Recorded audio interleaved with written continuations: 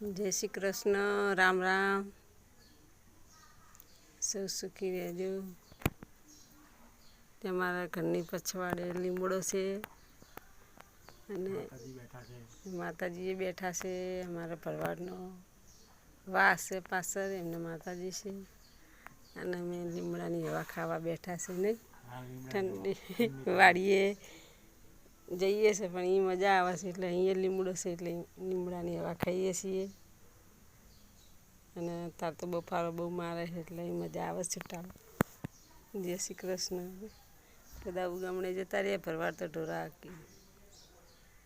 સરસ વાસ. અમારા મકાન છે પાછળની આ બારી પડે એ. જય શ્રી કૃષ્ણ. ચંપલ પહેરી ના જવા.